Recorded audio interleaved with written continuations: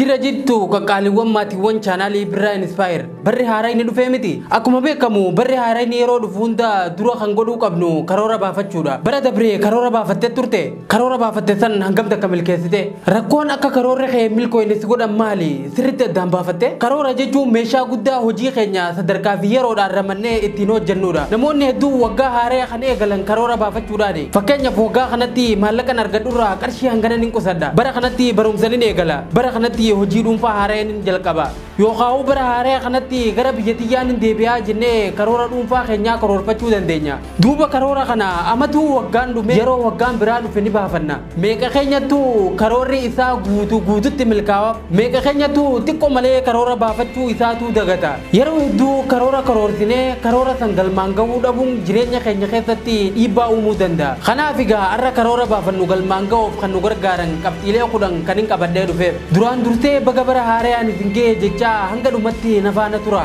Kanneen haaree taatan subscribe godha. Maatiiwwan chaanalichaa akkuma yeroo kaanitti like godhuudhaan naa jalqabnu.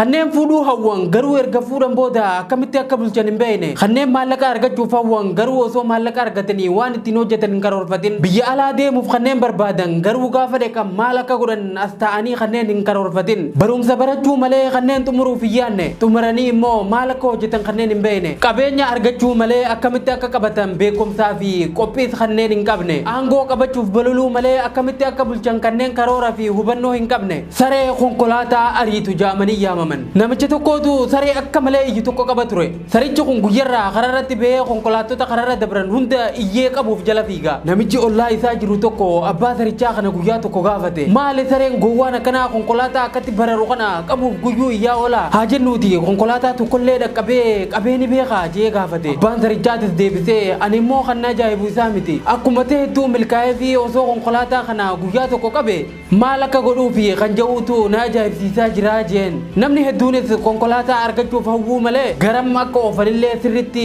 itti hin qophaa'an.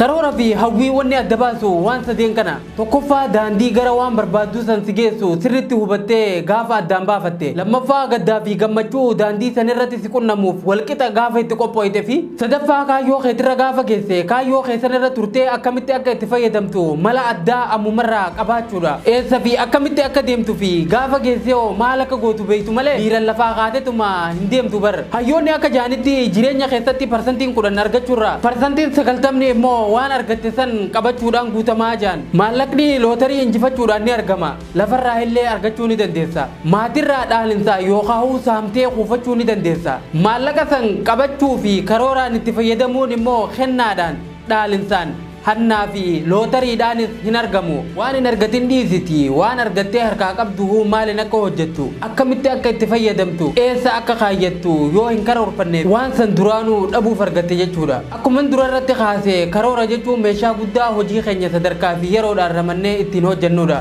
Waggaa haaree kanaaf karoorfachuu fi karoora keenya hojiitti hiikuudhaaf kan nu gargaaran qabxiilee 10 kana sirriitti waliin haa ilaallu. Tokkoffaa waan guddaadhaaf xixiqqeessi itti yaadi. Namoonni hedduun waggaa haaree yeroo karoorfatan dogongorri isaan jalqaba irratti dogongoran hanga alanfachuu danda'anii ol afaan kaayyachuudha. Namni hanga afaan fuudhu ol afaan kaayyate alanfachuun itti ulfaata. Kana jechuun namoonni akkasii kun kan karoorfatan dhuma bu'aa isaan irratti malee dhuma sanirraa adeemsa akkamiin akka gahan tokko tokkoon addaan baasanii hin karoorfatan. Kanaafuu waan guddarra ga'uuf jalqaba tokko karaa ittiin bakka guddaa san geenyu irratti karoorfachuun dirqama. Lammaffaa waan tokko qofa filadhu. Karoora yeroo baafannu waan hedduu bakka takkatti hojjechuuf karoorfachuun qabnu. Sababni isaatis hojiitti hiikuun nutti ulfaata waan ta'eef xiyyeeffannoo keenya waan tokkicha san irratti gaafa goone humna keenya guutuu fi yeroo keenya kenninee fi waan tokkicha filanne san galmaan gahuuf cichuutu nurraa eegama. Gaafa san galmaan geenye immoo gara waan biratti dabarra. Kana jechuun garuu waggaa keessatti karoora tokko qofa karoorfachuu qabna jechuu miti. Yeroo tokkotti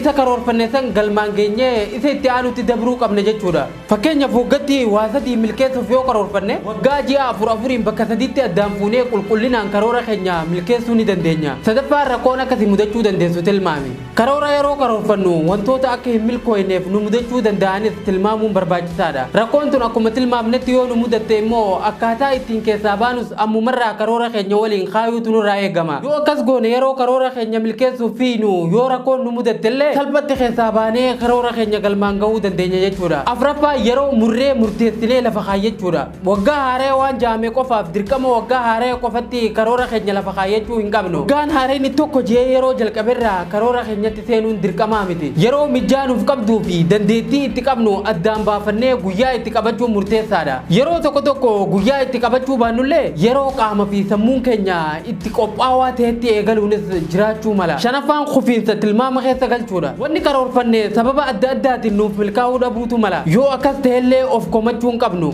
Wanni guddaan karoora keenya milkeessuuf karaa nuti deemnuutu ilaalamuu qaba. Kanaafuu galma isa dhumaa qofa osoo hin taane galmicha bira ga'uuf waan nuti goone tilmaama keessa haa galchinu. Sababa karoorri keenya ittiin milkaa'uu dhabeef adda baafnee fuulduraaf irraa barachuu qabna. Jaaffaan mataa keenya jajjabeessuuf haa karoorfannu. Of jajjabeessuun karoorri keenya akka milkaa'u godhuuf tattaaffii nuti goonu keessatti kaka'umsa fi hamilee uumuudhaan hanga dhuma milkaa'ina keenyatti deemuudhaaf nu gargaara. Kanaafuu karoora milkaa'ina keenya guddaa san biraan nu ga'u milkeessuu keessatti karoora xixiqqaa milkeessineef mataa keenya badhaasaa deemuun barbaachisaadha. Torbaffaan karoora keenya namatti himi. Karoora keenya namoota muraasa fi hedduu nutti dhiyaatanitti himuu qabna. Sababni isaa karoora keenya milkeessuuf jabaachuu cinatti waan namaan jette san guutuuf jecha jabaattee hojjetta. Faayidaan biraa immoo namoonni ati itti himte kun fedhii kee waan beekaniif waan ati hojjettu irratti hanga dandeettii isaanii si gargaaruu danda'an. Saddeettaffaan karoora kee kan lakkaa'amu godhe. Karoora duudaa hin karoorfatin. Fakkeenyaaf bara haaree kanatti maallaqa nin qosadhaa fi ulfaatina qaama kiyyaanin hir'isaa jechuun karoora lakkaa'amuu miti. Kanaafuu karoora akkanaa baafachuurra karoora lakkoofsaan lakkaa'amu osoo baafannee gaariidha. Fakkeenyaaf bara haareetti qarshii 100 qusadhee olin kaayyadha. Yookaan bara haareetti kiiloo 10 nin hir'isa. Karoorri akkanaa kun akka jabaannee milkeessinuufis dhiibbaa nurratti godha. Saglaffaan amma karoora kee irra deddeebi'i gamaggami. Hanguma waggaan achi dheerataa deemuun namoonni xiyyeeffannoo isaanii dhaban. Karoorri isaanii galma gahuu dhabuun immoo abdii kutachiisaa dhufa. Dhumarratti waan jalqaba waggaarratti karoorfatan san guutumaan guututti irraanfatan. Kuni akka nu mudanne garaagarummaa yeroo muraasatiin karoora keenya irra deebinee ilaaluu fi amma of yaadachiisuun barbaachisaadha. Fakkeenyaaf torbaan tokko yookaan lamatti yeroo takka hangam takka akka deemnee fi rakkoon akkamii akka nu mudachaa jirtu laalaa akka deemnutu gorfama. Kurnaffaan guyyaa dhufee dabre hundatti fayyadami. Tokko guyyaa hundaa waan karoora keenya wal qabatu yoo xiqqaate waan tokko dalaguu qabna. Guyyarraa waan xixiqqoo dalaguun kun karoora keenya guddaa san bira ga'uuf faayidaa guddaa nuuf qaba. Egaa kabajamtoota fi jaalatamtoota maatiiwwan chaanaalii birraa Inspire. Karoorri isin bara kanatti baafattan akka yeroo gabaabdutti isiniif milkaa'u isiniif hawwa. Viidiyoon kun akka namoota hedduu dhaqqabuuf laayikii godhaa. Yeroo keessan qaalii aarsaa gootanii hanga dhumatti na hordofuu keessaniif galanni keessan jecha kiyyaa oole. Akkuma bara moofaa keessa waliin turre bara haareetti immoo waan hedduu fooyyessee isiniif dhufeetiin jira. Ammallee irra deebi'ee waggaa haaree baga geessan. Viidiyoo har'aatii fi waggaa haarees asirratti xumurre. Viidiyoo haaraa yaada haaraa fi bara haaraa hanga walitti deebinutti nagayaan naaf tura isiniin jaaladha.